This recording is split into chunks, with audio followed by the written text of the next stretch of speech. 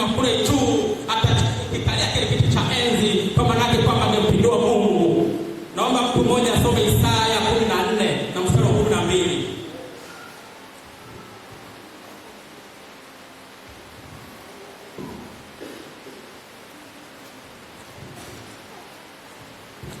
Isaya 14 na mstari wa 12 utaenda mpaka 15. Kwa tayari.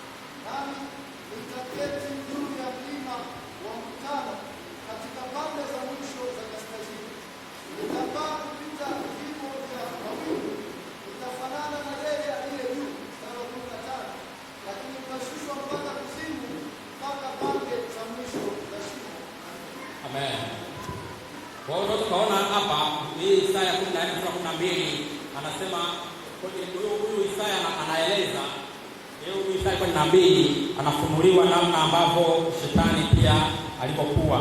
Anasema jinsi ulivyoanguka kutoka mbinguni, ewe nyota ya fajiri, mwana wa asubuhi, jinsi ulivyokatwa kabisa, ewe ulioangusha mataifa.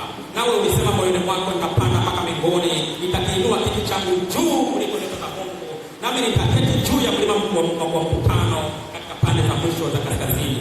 Kwa hiyo tukaona mawazo yake alianza kujisemea moyoni mwake.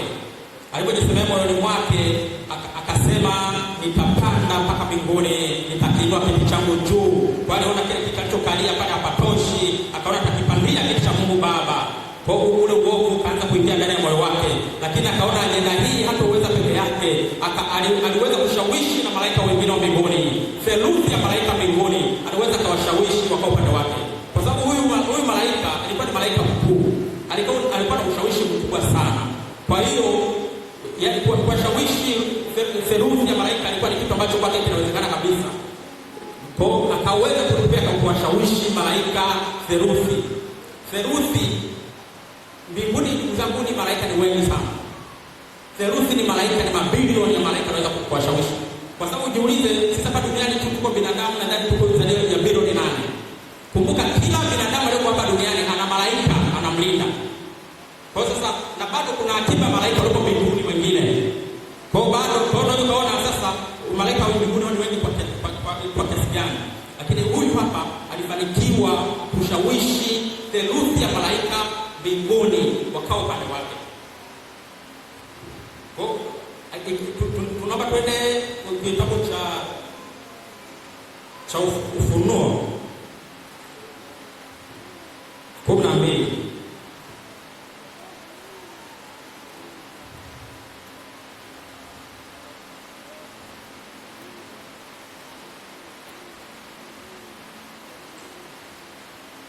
Ufunuo 12 tuanze mstari wa 7. Tutaenda mpaka 12.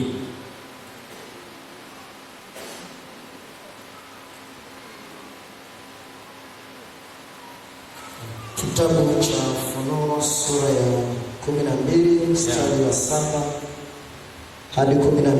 Ndio. Biblia inasema kulikuwa na vita mbinguni. Mikaeli na malaika zake wakapigana na yule joka. Yule joka naye akapigana nao pamoja na malaika zake.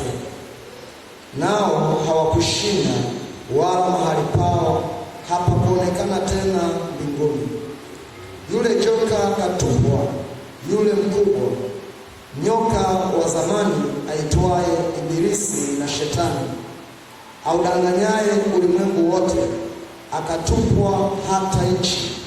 na malaika zake wakatupwa pamoja naye. Nikasikia sauti kuu mbinguni ikisema, sasa kumekuwa wokovu na nguvu na ufalme wa Mungu wetu na malaika na mamlaka ya Kristo wake, kwa maana ametupwa chini mshtaki wa ndugu zetu, yeye awashtakie mbele za Mungu wetu mchana na usiku. Nao wakamshinda kwa damu ya mwana-kondoo na kwa neno la ushuhuda wao, ambao hawakupenda maisha yao hata kufa. Kwa hiyo shangilieni, enyi mbingu, nanyi mkaao humo, ole wa nchi na bahari, kwa maana yule ibilisi ameshuka kwenu, mwenye ghadhabu nyingi, akijua ya kuwa ana wakati mchache tu. Amen. Hapa huyu sasa, huyu ni Yohana anapata kufunuliwa pia jambo hili la vita ambayo ilitokea mbinguni. Anaonyeshwa kwamba kulikuwa na vita mbinguni kati ya Mikaeli na malaika zake wale upande wa Baba, wakapigana yule joka ambaye ndiyo Lucifer wakati huo. Yule malaika Mikaeli na malaika zake wakapiga yule joka, wakamshinda. Hasa walipomshinda akatupwa kutoka mbinguni. Sasa wanasema kwamba alipotupwa yule joka mkubwa zamani kwa ibilisi na shetani au ndani ulimwengu, alipotupwa, yani mpaka ile sehemu aliyokuwa anakaa mbinguni haikuonekana tena, ilifutika. Yani kama mimi labda nilikuwa nakaa labda natoka pale, yani kama nimepigwa mpaka ile eneo halipo tena.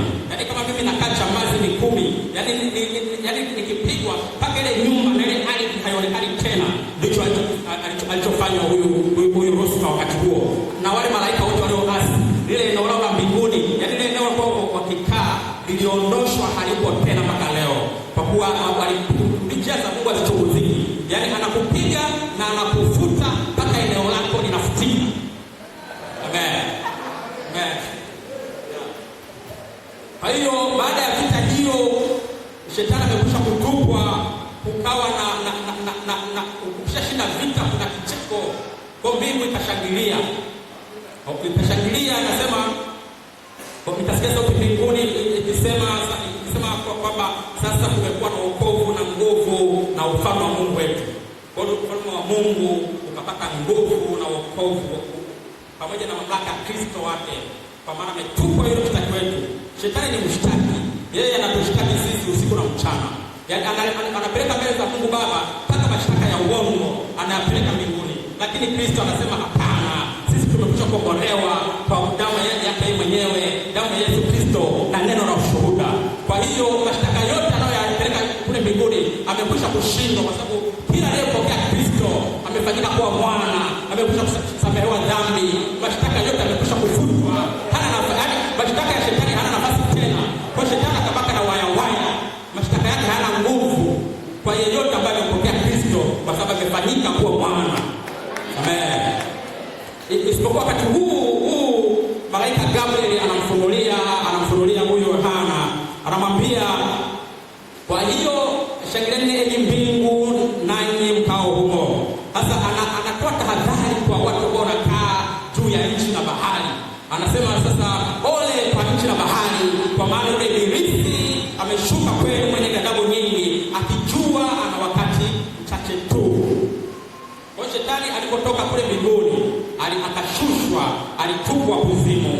Kwa pia mwaka jana leo kusema kwamba kuzimu msifini mbali, yaani kuzimu ni hapa duniani. Ndio maana alitupwa juu ya nchi na bahari. Kwa nikamwambia shetani, yaani shetani yeye ni roho. Yaani hapa duniani sisi tunaona hapa ni duniani katika mwili, lakini ukitoka katika roho, hapa nje ni kuzimu. Kuna mbingu ya pili ya mapepo ndio ni kuzimu. Kwa alitupwa tu hapa, wala kutupwa mbali. Kwa yeye aliyupo tu akawa na waya. Kwa sasa huyu anatupa tahadhari kwamba huyu shetani ambaye ni mshtaki wetu ametupwa kwetu, na anajua ana wakati mchache, kwa sababu baada ya hapa Mungu mwenyewe amesema akamuua kwa pumzi ya kinywa chake. Kwa hiyo anaujua na wakati mchache sana, ndio maana akahamisha vita. Ilipotoka ile vita mbinguni, shetani akasema siwezi kwenda katika moto wa jehanamu peke yangu, akaanza mashambulizi. Baadaye katika kutembea kwake akagundua Mungu amempa mwanadamu na Hawa, akagundua hawa watu wanafanana na Mungu kabisa. Yaani sisi na Mungu tumefanana kwa kiwango kikubwa sana.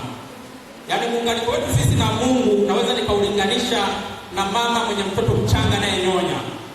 Yaani mama mwenye mtoto mchanga anayenyonya, akija mimi nimchome sindano mtoto anaweza kana anacheka alafu mama analia. Kwa sababu yale maumivu yanayopata mtoto mama anayasikia. Kwa hiyo na sisi tuko hivyo hivyo. Yaani wewe ukapita kakutandika kofi, yale maumivu Mungu anayasikia kwa sababu muunganiko wetu sisi na Mungu ni mkubwa. Tumeumbwa kwa mfano wake kabisa. Kwa sisi tunapofurahi, ile furaha ile kwa moyo wetu, yaani tuna muunganiko mkubwa na Mungu. Ile furaha Mungu anaisikia kabisa. Leo umeshafurahi. Kwa kule muunganiko ni mkubwa, sijui nieleze namna gani. Kwa sababu Mungu ametuumba kwa mfano wake kabisa. Yaani tumefanikiwa kaona sasa hapa huyu dawa Mungu kwa sababu amenitoa katika utukufu na nikampiga kwa kutumia hawa watu ambao aliwaumba. Akapata njia akaingia kwa Eva katika sura ya 3 mtu mwenye akasoma anza sura ya 1.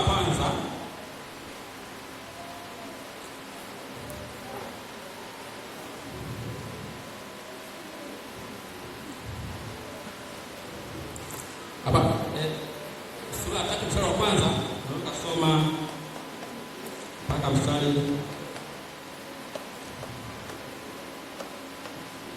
wa 8. Mwanzo 3 mstari wa 1 mpaka wa 8. Mwanzo 3 mstari wa 1 hadi mstari wa 8, Biblia inasema: basi nyoka alikuwa mwerevu kuliko wanyama wote wa mwitu aliowafanya Bwana Mungu.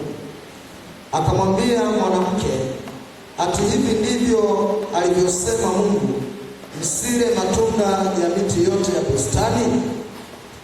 Mwanamke akamwambia nyoka, matunda ya miti ya bustani twaweza kula, lakini matunda ya mti ulio katikati ya bustani Mungu amesema, msiale wala msiyaguse, msije mkafa.